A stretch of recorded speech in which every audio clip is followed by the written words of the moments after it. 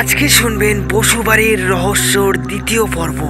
এই দ্বিতীয় পর্বে বসুবাড়ির রহস্য শেষ হবে। বসুবাড়ির রহস্যর প্রথম পর্বে শুনেছিলেন, তবে কি সত্যি বসুবাড়িতে সেই জমিদারের স্ত্রীর আত্মা ছিল, নাকি ছিল সেটা নিছকই এক বিভ্রম? কেউ জানে না, আর জানারও সাহস করে না। তারপর কি ঘটলো জানবো আজকের পর্বে। আজকের ঘটনা শুরু করার আগে যারা প্রথম এই চ্যানেলে ভিডিও দেখছো তাদের কাছে অনুরোধ, চ্যানেলটি সাবস্ক্রাইব করে পাশের ঘন্টাটা বাজিয়ে রেখো, যাতে এমন ধরনের ঘটনা তোমরা সবার আগে শুনতে পারো। তো বেশি কথা বাড়াবো না, সরাসরি ঘটনায় ঢোকা যাক।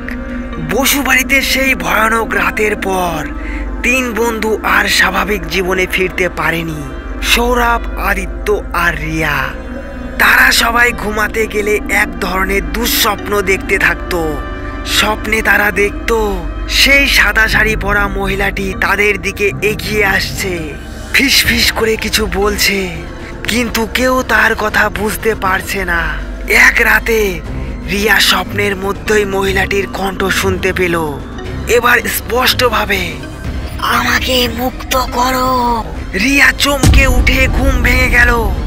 ঠান্ডা ঘামে ভিজে গেল তার শরীর।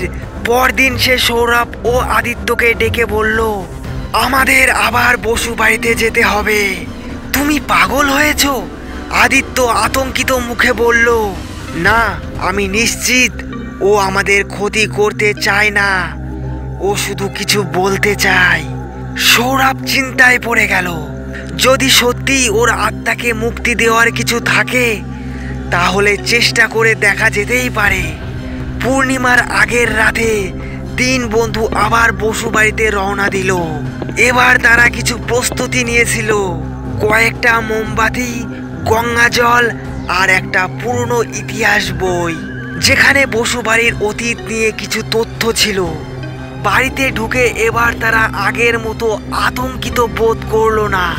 বাড়ির ভেতরের বাতাস ভারী লাগলেও এক ধরনের অদ্ভুত শক্তি যেন তাদের দিকে তাকিয়েছিল।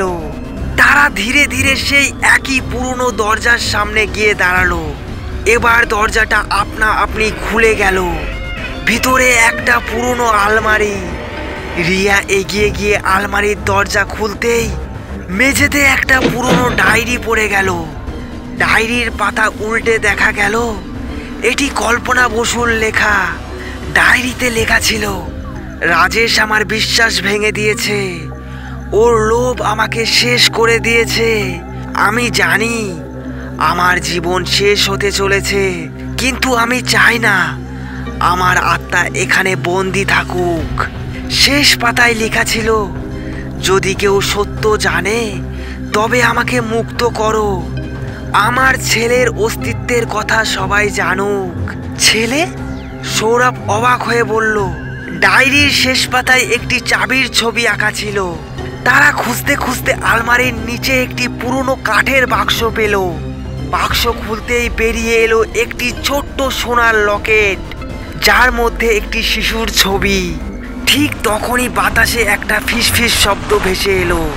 তিন বন্ধু পিছনে তাকিয়ে দেখল দরজার সামনে সেই সাদা শাড়ির মহিলাটি দাঁড়িয়ে আছে, কিন্তু এবার সে ভয়ঙ্কর নয়, বরং শান্ত। ধীরে ধীরে সে মিলিয়ে যেতে লাগলো, আর বাড়ির ভেতরে ঠান্ডা অন্ধকারটা যেন হালকা হয়ে গেল।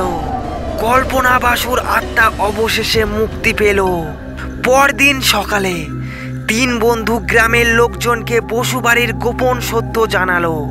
গ্রামের পুরোহিত এসে বাড়ির অভিশাপ মুক্ত করার জন্য একটি বিশেষ পুজো করলেন।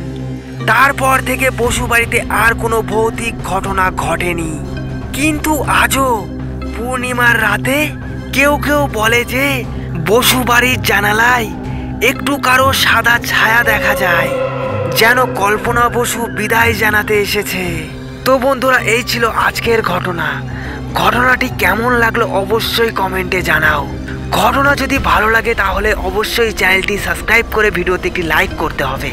এই বসুবাড়ির রহস্যের প্রথম পর্ব যারা শোনোনি, সেই ঘটনা চ্যানেলে আছে, তোমরা অবশ্যই শুনতে পারো। আজকে ছিল বসুবাড়ির দ্বিতীয় ঘটনা, অর্থাৎ শেষ ঘটনা। এমন ভয়ানক ঘটনা শোনার জন্য অবশ্যই আমাদের পাশে থাকতে হবে। আজকের মতো এই পর্যন্ত, দেখা হবে অন্য কোনো ভৌতিক ঘটনা নিয়ে।